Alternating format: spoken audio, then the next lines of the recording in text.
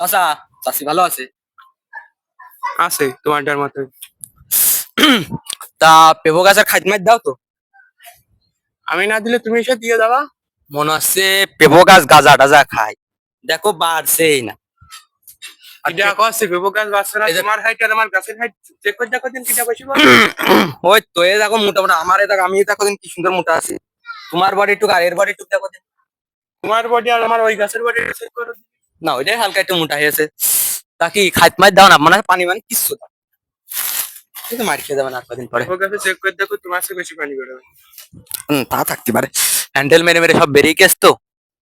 তোমারটা বেরোতে পারে কিন্তু আমার গাছ আর কমাই ফেলে গাছ হয় না। হুম। এই যে পেঁপে মাঝে মাঝে যেমন নাবি শুকাই আছে। এই দেখো।